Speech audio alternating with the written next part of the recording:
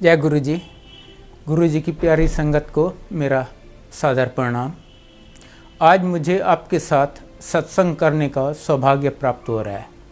सत्संग का मतलब होता है सच का संग। इसमें हम पे हमारे साथ जो आप बीती है, जो मेहर हम पे गुरु जी ने की है, हम वो बताते हैं।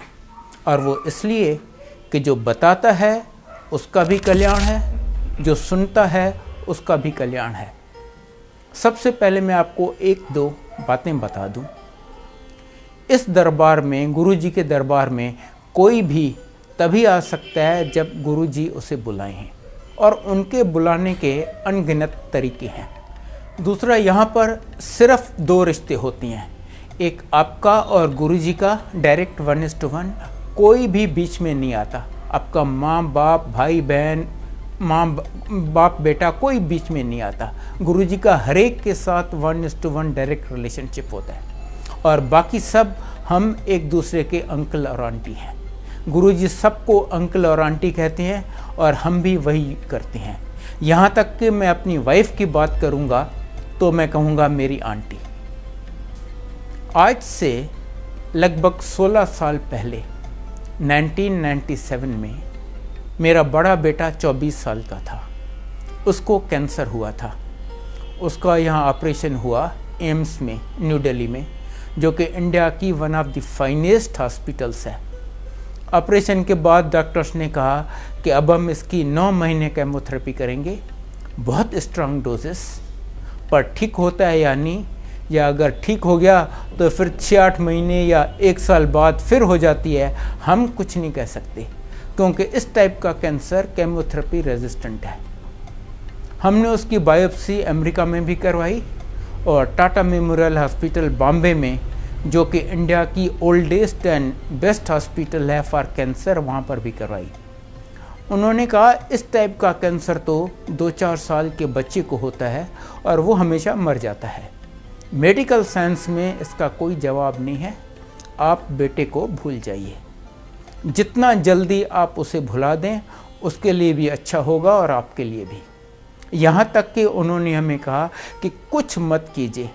अगर आपने कुछ किया तो हो सकता है आप उसकी ज़िंदगी कुछ दिन या कुछ हफ्ते बढ़ा सकें, पर आप सिर्फ उसकी और अपनी दोनों की परेशानी बढ़ा देंगे। उसको जाने दीजिए। आप समझ सकते हैं हमारी क्या हालत हुई होगी। पर अब हमें लगता है कि शायद ये गुरु जी की लीला थी हमें अपनी शरण में बुलाने की, क्योंकि अगर ये नहीं होता तो जैसी मेरी ज़िंदगी जा रही थी, हम शायद गुरु जी के यहाँ जाते ही नहीं। मैं गवर्नमेंट ऑफ इंडिया का एडवाइज़र था, और मेरी आंटी गवर्नमेंट ऑफ इंडिया में चीफ मेडिकल ऑफिसर थी। जैसे गुरु जी की मर्ज़ी, बेटे के कैंसर होने के लगभग 3 महीने बाद मेरी आंटी के किसी कलीग ने बताया कि ऐसे गुरुजी हैं। तब हम पहली बार गुरुजी की शरण गए। और सच तो ये है कि हम इसलिए नहीं गए कि हमें गुरुजी में कोई बहुत विश्वास था, नहीं, सिर्फ इसलिए कि हम मजबूर थे। हमारे पास और कोई रास्ता ही नहीं था, और कोई द्वार था नहीं जो हम खटखटा सकें। पहले दिन गुरुजी ने मेरे बेटे को सिर्फ 2 अक्षर बोले, कल्याण कीता। पर उन 2 अक्षरों में हमें क्या कुछ मिल गया, और अभी तक इस पल तक जो मिल रहा है इतना ज़्यादा है कि मुझ में शक्ति नहीं है कि मैं आपको बता सकूं, और आप सोच नहीं सकते। सबसे पहले तो मैं आपको बेटे का बताऊं। लगभग 3 महीने बाद जब उसका CT स्कैन हुआ, एब्सोल्युटली अनबिलीवेबल रिजल्ट कि शरीर में कैंसर का नामो निशान नहीं है। फिर 6-6 महीने बाद, फिर 1-1 साल बाद CT स्कैन होता रहा, और हर बार सेम रिजल्ट कि शरीर में कैंसर का नामो निशान नहीं है।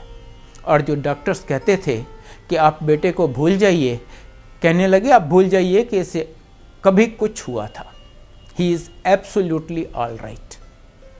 फिर गुरुजी कहने लगे मुंडे दाव्या कर लो, मुंडे दाव्या कर लो। हमने लगभग 2 साल अपनी पूरी कोशिश कर ली, पर कहीं बात नहीं बनी।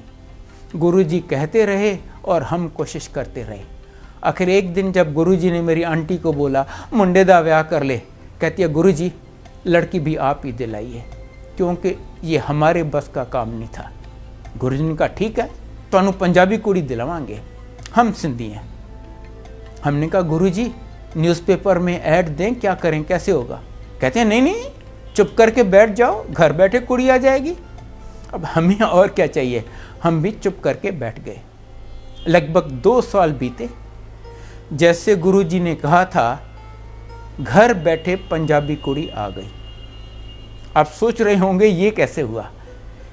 बेटा कंप्यूटर इंजीनियर है, दिल्ली में लोधी रोड पे CGO कॉम्प्लेक्स है, जहाँ पर गवर्नमेंट ऑफ इंडिया के बहुत ऑफिसेस हैं, ये भी वहाँ पर काम करता है। एक दिन वो कैंटीन में बैठा हुआ था, एक लड़की आई, अच्छे खासे गुड फैमिली की, पढ़ी लिखी, MCA। पहले तो इससे किसी कलीग के बारे में पूछा कि मैंने उसके अंडर ट्रेनिंग की है, अब वो कहाँ है। इसने बताया कि नहीं, उसको वो तो ये ऑफिस छोड़ के चला गया है। फिर वो 1-2 बार मिली, उसके बाद एक दिन उसको कहती है कि मेरे पेरेंट्स आपके पेरेंट्स से मिलना चाहते हैं मैट्रिमोनियल के लिए। इसने बताया कि देखो ये मेरी हिस्ट्री है, मुझे इस टाइप का कैंसर हो चुका है, आज मैं गुरुजी की कृपा से ठीक हूँ, पर मैं सच्चाई तुमसे छुपाना नहीं चाहता। कहती है कोई बात नहीं। उसके पेरेंट्स हमारे यहाँ आए, प्रपोज किया, हमने गुरुजी से पूछा, गुरुजी कहते हैं हाँ कर लो ब्याह। शादी हो गई। शादी के बहुत जल्द बाद गुरुजी ने मेरे बेटे को कहा अब अपनी फैमिली बढ़ा। तब पता चला कि लड़की को 2-3 प्रॉब्लम्स हैं जिसकी वजह से उसका माँ बनना बहुत मुश्किल है, और कैंसर वाले आदमी को तो कभी बच्चा हो ही नहीं सकता। 4 साल इन्होंने पता नहीं कितने स्पेशलिस्ट को कंसल्ट किया, सब ने कहा भूल जाइए, आपको अपना बच्चा होने का सवाल ही नहीं पैदा होता, चाहो तो किसी को गोद ले लो। 31 दिसंबर 2005 को गुरुजी न्यू ईयर्स ईव सेलिब्रेट कर रहे थे बड़े मंदिर में। वो अपने हाथ से प्रसाद दिया करते थे। जब मेरी बहू को प्रसाद दिए, बोले ले तेनू दवाई देती। उसी महीने जनवरी में उसने कंसीव किया। कुछ टाइम बीता, संगत से कोई अनजान आंटी आके उसको कहती है कि गुरुजी ने हमें सपने में कहा है कि तुम्हें जुड़वा बच्चे हैं। अब देखिए, उसको नहीं पता, उसके डॉक्टर को नहीं पता, मदर इन लॉ डॉक्टर है उसको नहीं पता, संगत से कोई अनजान आंटी आके बताती है कि तुम्हें जुड़वा बच्चे हैं। फिर प्रेगनेंसी में बहुत सीरियस प्रॉब्लम्स आए, रियली सीरियस। हर बार डॉक्टर्स ने हाथ खड़े कर दिए कि ये हमारे बस का नहीं है, हम कुछ नहीं कर सकते। पहले उसको सीवियर ब्लीडिंग हो गई। डॉक्टर्स ने कहा ऑब्वियसली मिसकैरेज हो रहा है, you take absolute bed rest, even bathroom तक जाना नॉट अलाउड। आगे आपकी किस्मत, हमारे करने लायक कुछ भी नहीं है। इसके बाद बच्चों का प्लेसेंटा माँ से अलग हो गया, मतलब बच्चों को ब्लड सप्लाई, ऑक्सीजन कुछ भी नहीं मिलेगा। डॉक्टर्स ने कहा अब तो अगर कोई 1% 2% उम्मीद थी ना, अब तो वो भी गई, अब तो भूल जाओ इस प्रेगनेंसी को। पर इनकी मेहर के आगे तो कोई जवाब नहीं है। इनकी कृपा देखिए, उस हालत में भी जब बच्चों को ब्लड सप्लाई, ऑक्सीजन कुछ भी नहीं मिल रहा, प्रेगनेंसी चलती रही। वो 22 अक्टूबर को ड्यू थी। गुरुजी ने उसे डेट तक पहले बता दी 21 सितंबर, और 21 सितंबर को उसने जुड़वा बच्चे डिलीवर किए, लड़का और लड़की। गुरुजी मेरे बेटे को कहते हैं देखो मैंने एक झटके में तुम्हारी फैमिली कंप्लीट कर ली, इवन मेरे से तुम्हें फिर नहीं मांगना पड़ेगा। और मेरी आंटी को कहती है आंटी कभी वेख्या है, कभी सुनिया है कैंसर वाले बंदे नू बच्चा हो जाए, मैं तेरी डॉक्टरी फेल कर देती। ये हैं हमारे गुरुजी, साक्षात शिव जी। आप उन्हें शिव जी कहिए, महाशिव कहिए, परमेश्वर कहिए, whatever, he is the ultimate. उनके ऊपर कुछ भी नहीं है, कुछ भी नहीं। शिव पुराण में लिखा है कि शिव जी ने ब्रह्मा, विष्णु और महेश पैदा किए और उनको काम डिवाइड कर दिया। ब्रह्मा जी का काम था सृष्टि की रचना करना, विष्णु जी का उसका धर्म अनुसार पालन पोषण करना, और रुद्र का जब पाप बहुत बढ़ जाए तो सर्वनाश, प्रलय कर देना, ताकि नई सृष्टि की धर्म अनुसार रचना हो सके। ब्रह्मा जी से सृष्टि की रचना नहीं हो रही थी। उन्होंने शिव जी को रिक्वेस्ट किया, महाराज ये काम भी आप ही कीजिए। शिव जी ने फटाफट अपने जैसे कई शिवगण पैदा कर दिए, सब 3 आंखों वाले, जटाधारी, नीलकंठ। ब्रह्मा जी कहते हैं नहीं महाराज नहीं, ऐसे नहीं, आप ऐसे जीवों की उत्पत्ति कीजिए जो जन्म मरण के चक्कर में चलते रहें, जो जीवन मृत्यु से डरते हों। शिव जी कहते हैं नहीं, ऐसे पापी जीवों को मैं नहीं पैदा करूंगा, ऐसे जीवों की उत्पत्ति तो तुम ही करो। मैं कभी कभी गुरु बन के पृथ्वी पर उनका कल्याण करने के लिए आऊँगा, और इस बार वो हमारे गुरु जी के रूप में हमारा कल्याण करने के लिए आए थे। गुरु जी बार बार कहते थे, मैं सिर्फ अपनी संगत का कल्याण करने के लिए आया हूँ। आपको पता ही नहीं मैं कितने जन्मों से आपके साथ जुड़ा हुआ हूँ, मैं अपनी उस संगत को इकट्ठा करने के लिए आया हूँ। इसीलिए यहाँ पर कोई नया पुराना नहीं है, कोई छोटा बड़ा अमीर गरीब कोई भेदभाव नहीं है। अगर है तो एक छोटा सा भेद है। गुरु जी कहते हैं जो बड़े लोग हैं, जो अमीर हैं, वो मेरे पास आते हैं, जो छोटे लोग हैं उनके पास मैं जाता हूँ। और गुरु जी सबको इतना ब्लेस करते हैं, without any distinction, without any भेदभाव। जैसे आप सूरज के सामने जाएं, सूरज सबको रोशनी देता है विदाउट एनी डिस्टिंक्शन। गुरु जी भी कहते हैं मेरी शरण में जो बड़े से बड़ा पापी आ गया, मैं उसे भी ब्लेस करूंगा। I am duty bound to bless him. Guru ji कहते हैं आपके 90% कर्म मैं माफ़ कर देता हूँ, और वो सिर्फ एक शिव जी ही कर सकते हैं, और बाकी 10% भी कहते हैं मैं आपको भुगतवाऊँगा। आपसे वो भी नहीं भुगते जाएंगे, और वो मैं आपसे इसलिए भुगतवाऊँगा ताकि आपका सब जन्मों के लिए अकाउंट क्लियर हो जाए। ना आप इस जन्म में सफ़र करेंगे, ना और किसी जन्म में। उनके गुण तो इतने हैं कि मैं क्या, अगर माँ सरस्वती अब से लेके इटर्निटी तक डिस्क्राइब करे तो भी नहीं डिस्क्राइब कर सकती। पर मैं आपको उनके बारे में कुछ बताता हूँ। गुरुजी अपने पूरे जीवन में कभी 1 सेकंड भी नहीं सोए, 1 सेकंड नहीं सोए। कहते थे रब किस तरह सो सकता है, रब सो जाए तो प्रलय ना आ जाए, सृष्टि कौन चलाएगा। संगत से उन्हें बहुत प्यार है, बस जब संगत है वो संगत के साथ बैठे हैं, और हर एक की तकलीफ मुसीबत परेशानी, किसी का डायबिटीज़, किसी का आर्थराइटिस, किसी का हार्ट ब्लॉकेज अपने ऊपर ले लेते हैं। जब संगत डिस्पर्स हुई तब में लगे रहते हैं, और तब से धीरे धीरे उसको वो ख़त्म करते हैं। वो अजन्मा है, अकाल है, अजूनी है, ना कभी उनका जन्म हुआ है, ना कोई मध्य है, ना कभी अंत होगा। गुरुजी अपने पूरे जीवन में कभी 1 सेकंड भी नहीं सोए, बस संगत के साथ और उनका कल्याण करने में लगे रहे हैं। गुरुजी जब चलते थे उनके पाँव ज़मीन पे नहीं होते थे, वो ज़मीन से ऊपर चलते थे।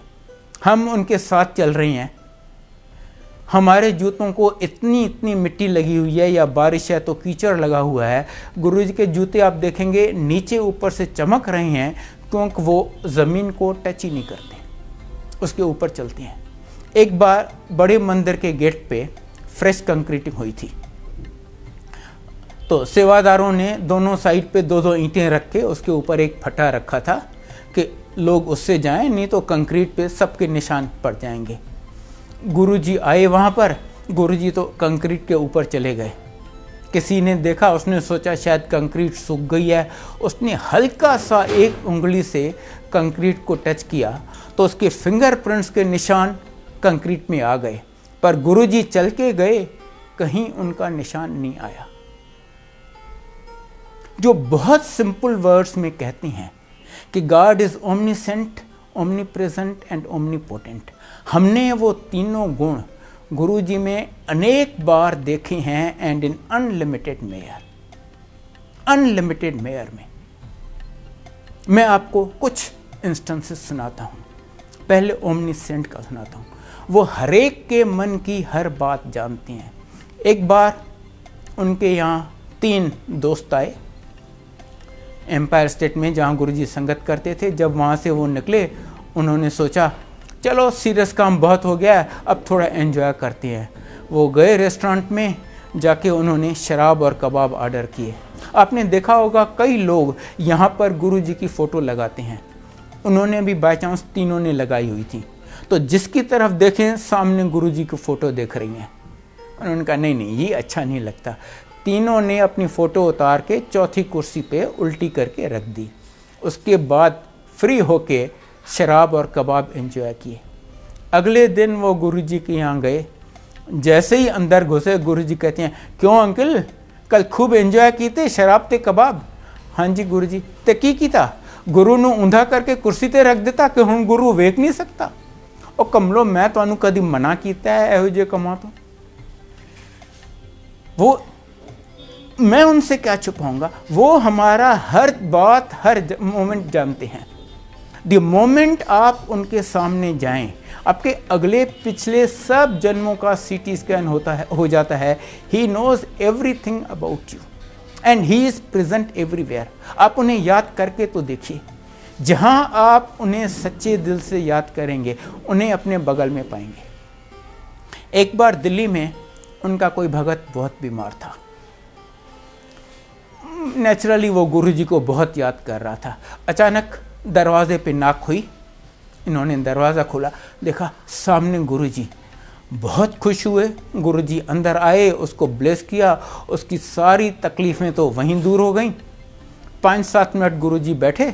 जाते वक्त गुरुजी कहते हैं, देखो मुझे छोड़ने कोई नहीं आएगा, मैं खुद चला जाऊंगा और मेरे जाने के 10 मिनट बाद तक कोई ये दरवाज़ा नहीं खोलेगा। उन्होंने वैसा ही किया। 10 मिनट बाद जब उन्होंने दरवाज़ा खोला, उन्होंने सोचा अरे गुरुजी तो आजकल जलंधर में हैं, वो दिल्ली आए हुए हैं, पता तो लगाएं गुरुजी कहाँ रुके हैं, कल फिर जाके उनकी ब्लेसिंग्स ले लेंगे। उन्होंने जलंधर के मंदिर में फ़ोन किया जहाँ गुरुजी बैठते थे।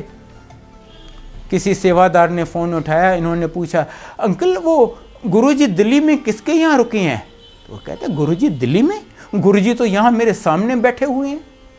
वो हर जगह हैं, हर जगह हैं, सिर्फ अपने भगत को ब्लेस करने के लिए जब जहाँ वो प्रकट हो जाते हैं। उनसे कोई बात छुपी नहीं है, त्रिकालदर्शी हैं। एक बार उनके यहाँ कोई गया, कहता गुरुजी आज मैं पहली बार आपके दर्शन कर रहा हूँ। गुरुजी कहते हैं नहीं, हम 20 साल पहले मिल चुके हैं। उसने जिद किया, नहीं गुरुजी मैं आज पहली बार आपके दर्शन कर रहा हूँ। गुरुजी कहते हैं याद कर, आज से 20 साल पहले वो जो देहरादून के पास वो फलां जंगल है ना, वहाँ पर कोई महापुरुष बैठा तप कर रहा था। आप वहाँ पर गए, आप 5 फूल लेके गए, वो वहाँ पर रखे, कुछ देर वहाँ बैठे और 2 फल उठाए और एज प्रसाद उनको लेके तुम चल दिए और 3 फल वहीं छोड़ के गए। वो मैं ही तो था जिसके सामने तुम बैठे थे। अब ऐसा इंसिडेंट किसी की ज़िंदगी में रोज़ नहीं आता। उसको इमीडिएटली याद आ गया। कहता पर गुरुजी आप तो उस समय तप में लीन थे, आपने तो मुझे आंखें खोली ही नहीं, आपने तो मुझे देखा ही नहीं। गुरुजी कहते हैं हाँ, पर मेरी तीसरी आंख तो खुली थी। आपको पता है शिव जी की 3 आंखें हैं, वो अपनी तीसरी आंख से हमें देख लेते हैं। करने को वो कुछ भी कर लेते हैं। मैंने आपको अपने बेटे का बताया कि कैसे एब्सोल्युटली इम्पॉसिबल केसेस में उसको बच्चे दे दिए। मैं आपको एक और इंस्टेंस बताता हूँ।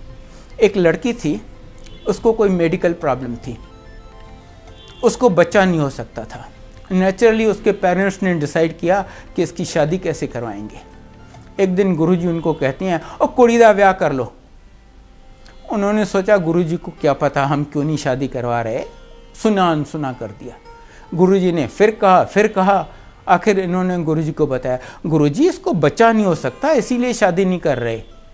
गुरुजी ने कहा शादी ब्याह तो करवा लो, बच्चा भी दे देंगे, पर एक को ही देंगे। वो बड़े खुश हुए, उन्होंने उसकी शादी करवा दी। इन ड्यू कोर्स वो प्रेग्नेंट भी हो गई। उसको पता था एक ही बच्चा होना है।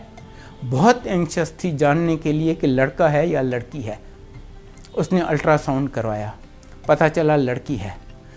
आप जानते हैं हमारी सोसाइटी, वो ज़रा डिसअपॉइंट सी हो गई कि काश ये लड़का होता, पर गुरुजी को कुछ कहने की हिम्मत नहीं पड़ी। गुरुजी तो जानी जान है। जब वो ऑलमोस्ट ड्यू थी, एक दिन गुरुजी उससे पूछते हैं, और हुणते तू खुश है ना? क्या जवाब दे वो? जिसको बच्चा ही नहीं हो सकता, बच्चा हो रहा है, वो ना कैसे बोले? और उसे लड़का चाहिए, लड़की हो रही है, वो हाँ कहना नहीं चाहती थी। उसने बहुत हल्के से बोला, हाँ जी गुरुजी। गुरुजी कहते हैं, क्यों तू खुश नहीं है? कहती है, गुरुजी अगर एक ही बच्चा होना था तो काश वो लड़का होता। गुरुजी कहते हैं, ताकि हो गया, उन मुंडा कर देंगे, पर हम अल्ट्रासाउंड ना करवाएंगे। और आप विश्वास करेंगे, 3 दिन बाद उसने लड़का डिलीवर किया। ये हैं हमारे गुरुजी। Absolutely anything he can do. Without his permission Yamraj cannot touch you. पता नहीं कितने मुर्दों को उन्होंने जिंदा किया है। वैसे एक उनमें से मैं भी हूं। आज से 9 साल पहले मैं एम्स के ICCU में डेड डिक्लेयर हो चुका था। माई हार्ट हैड स्टॉप्ड, मेरी पल्स एब्सेंट थी। सिर्फ इनकी कृपा है कि आज मैं आपके सामने खड़ा हूं, मैं बोल रहा हूं। मैं आपको एक और इंस्टेंस सुनाता हूं। एक बार एम्पायर स्टेट में संगत चल रही थी। एक अंकल और आंटी थे, उनको अर्थराइटिस की प्रॉब्लम थी, वो ऐसे नीचे नहीं बैठ सकते थे। वो एंट्रेंस के पास सीढ़ियों में बैठे हुए थे। ऊपर से कंक्रीट का एक भारी गमला अंकल के ऊपर गिरा और अंकल को काफी चोट आई। संगत चल रही थी, गुरुजी बैठे हुए थे अपने सिंहासन पे, पर वो ऐसे बैठे रहे as if nothing has happened. संगत परेशान हो गई। एक तो वो गमला इतना भारी था और इतनी अच्छी तरह रखा हुआ था, गिर नहीं सकता था। दूसरा, गुरुजी बैठे हैं वहां पर अपने भगत के लिए कुछ भी नहीं कर रहे। This nobody ever expected. आखिर संगत से किसी ने एम्बुलेंस बुलाई और उसको हॉस्पिटल भेज दिए। हॉस्पिटल में उन्होंने अश्योर किया, कहते हैं नहीं जी कोई घबराने वाली बात नहीं है, सुपरफिशियल इंजरीज हैं। फर्स्ट एड के बाद उसको डिस्चार्ज कर दिए। अगले दिन वो अंकल और आंटी फिर एम्पायर स्टेट में आए। गुरुजी उस आंटी को बुलाते हैं, आंटी इधर आ, तू खड़ी होके इनानू दस, तू कल की व्याख्या सी। तो वो आंटी खड़ी होके सुनाती है, कहती है कल मैं वहाँ पर सीढ़ियों में अपने अंकल के साथ बैठी थी, वहाँ यमराज आया, वो मेरे हस्बैंड को ले जाने लगा। गुरुजी उधर बैठे हुए थे, उनके शरीर से एक और गुरुजी निकले और वो चल के यहाँ पर आए और यमराज को बोले, नहीं ये मेरा भगत है, आज तू इसको हाथ नहीं लगाएगा। यमराज ने बहुत बहस की कि गुरुजी आपको पता है इसका टाइम खत्म हो चुका है, आज मुझे इसे ले जाने दीजिए। गुरुजी ने कहा नहीं, ये मेरा भगत है, आज मैं तुम्हें इसे किसी हालत में ले जाने नहीं दूंगा। जब बहुत बहस के बाद यमराज ने देखा कि गुरुजी जिद पर हैं, उसकी बात नहीं मान रहे, वो निराश होकर जाने लगा और जाते जाते फ्रस्ट्रेशन में उसने गमले को हाथ मारा और गमला आके मेरे हस्बैंड के ऊपर गिरा। ये हैं हमारे गुरुजी। बड़ी से बड़ी बीमारी और कुछ नहीं है तेनू, वहम ना की तकर, ये कह के ठीक कर दिया। बड़ी से बड़ी, मैं आपको अपनी मदर का सुनाता हूँ। मेरी माँ लगभग 80 साल की थी। उनको 20-25 साल से इंसुलिन के इंजेक्शन लगते थे और आपको शायद पता हो, इंसुलिन का इंजेक्शन एक बार लगना शुरू हो, मरने दम तक कभी बंद नहीं होता। उनको अर्थराइटिस की प्रॉब्लम थी, वो चौकी मार के नीचे नहीं बैठ सकती थी। हार्ट की प्रॉब्लम थी, लिवर की, डाइजेशन की, आप जो बोलें। वो तो गुरुजी के यहाँ आती भी नहीं थी। एक दिन हमारे बहुत जिद करने पे वो आ गई। गुरुजी ने कहा बैठ जा, वो चुप करके नीचे बैठ गई। 1.5-2 घंटे के बाद जब उठी, कहती अरे मैं आज नीचे कैसे बैठ गई, मैं तो चौकी मार के बैठ ही नहीं सकती। और बस उस दिन के बाद उसने चौकी मार के बैठना शुरू कर दिया। अर्थराइटिस खत्म। फिर गुरुजी ने उसको बर्फी प्रसाद दिया। कहती हाय, मुझे तो रोज़ इंसुलिन के इंजेक्शन लगती हैं, ये मैं इतना मीठा कैसे खाऊंगी। प्रसाद है, चलो ज़रा सा खा लिया, बाकी रख लिया कि घर चल के बच्चों को दे देंगे। 2 मिनट बाद गुरु, वहाँ इतना क्राउड था कि गुरुजी देख नहीं सकते थे कि किसने प्रसाद खाया किसने नहीं खाया। 2 मिनट बाद गुरुजी ने उसे फिर बुलाया, पहले से ज़्यादा बर्फ़ी दिए और बोले ये यहीं खानी है। अब वो घबरा गई, अब तो मैं फंस गई, अब मैं क्या करूं। संगत से सबने आके समझाया कि देखो अगर आप यहाँ खाते हो तो ये आपकी दवाई है, घर जाके खाते हो तो मिठाई है। उसने वो सारी खा ली। और रिजल्ट ये हुआ कि 8-10 दिन में उसका इंसुलिन का इंजेक्शन लगना बंद हो गया। डॉक्टर ने कहा diabetes is well under control, रोज एक टैबलेट खा लिया करो। ऐसे ऐसे तो वो आपकी बीमारियां ठीक करती हैं। ही can do absolutely anything, absolutely anything.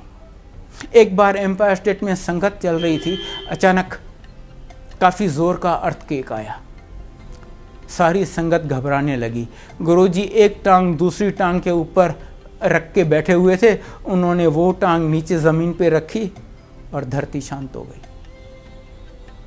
सूरज चमक रहा है, एक क्लाउड नहीं है, वो बारिश करवा देती हैं, या इतने ज़ोर की बारिश होती है वो उसे बंद करवा के सूरज चमका देते हैं। कहते हैं सूरज रोज सवेरे मुझे प्रणाम करता है, उसके बाद निकलता है। मैं अगर एक उंगली उठाऊं तो सूरज ठंडा हो जाए। Absolutely anything he can do and he does. और हमने ये सब अपनी आंखों से देखा हुआ है। मैं आपको वेरी ब्रीफली बताता हूं कि मुझे उन्होंने क्या दिया है। मुझे उन्होंने बताकर 3 बार नई जिंदगी दी है, जिसमें से एक बार मैंने आपको बताया कि मैं मर चुका था और मुझे उन्होंने रिवाइव किया है। 2 बार उन्होंने मुझे मरने से बचाया है, और बिन बताए तो पता नहीं कितनी बार नई ज़िंदगी दी है। मेरी आंटी को नई ज़िंदगी दी है। बड़े बेटे का मैंने आपको बताया कैंसर ठीक किया, वो जो मर रहा था, जिसको हर जगह से जवाब मिल चुका था। छोटे बेटे को नई ज़िंदगी दी है। दोनों बहुएं उन्होंने दी हैं। जिस मकान में मैं गुड़गांव में रहता हूँ, मेरी हैसियत नहीं थी बनाने की, सिर्फ उनकी कृपा से बना है, और बहुत बहुत कुछ दिया है। बताइए मैं बदले में उन्हें कोई दे सकता हूँ? वो तीनों लोगों के मालिक, हम एक बड़े भिखारी उनके सामने।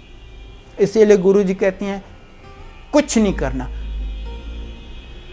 और जहाँ तक पूजा पाठ का सवाल है, आपने शायद पढ़ा हो, देवी पार्वती को 3000 कठोर तप करना पड़ा था, तब शिव जी के दर्शन हुए।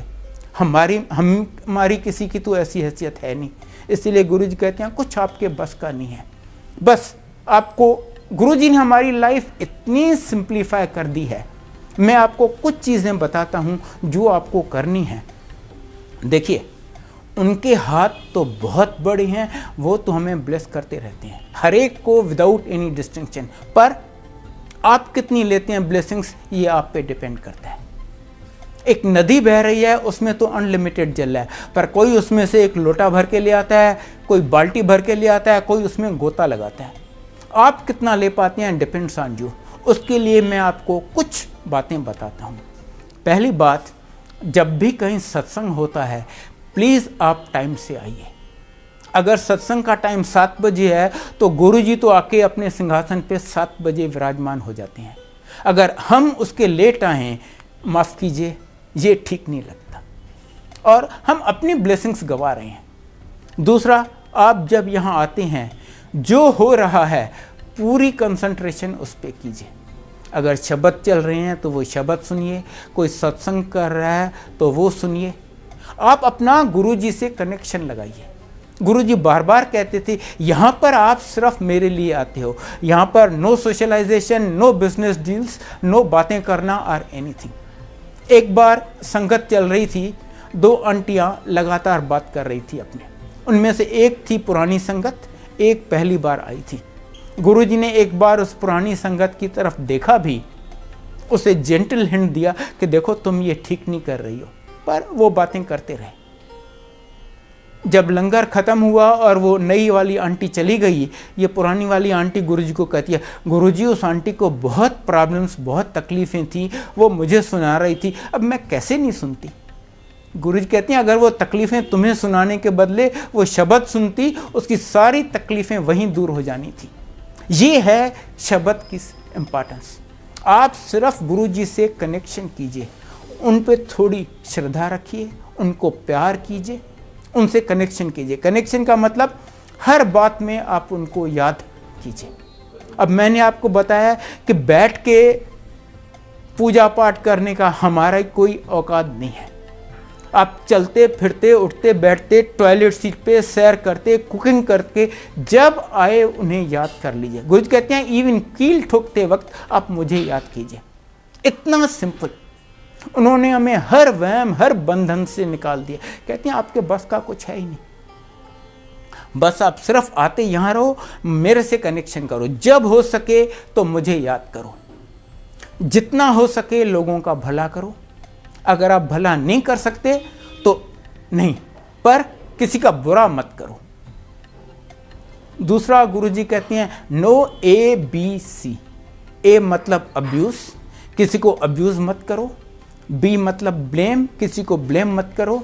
सी मतलब क्रिटिसाइज, किसी को क्रिटिसाइज मत करो। बस उनसे कनेक्शन करो, लीव एवरीथिंग टू हिम। उनसे कुछ मांगो नहीं, सिर्फ मानो।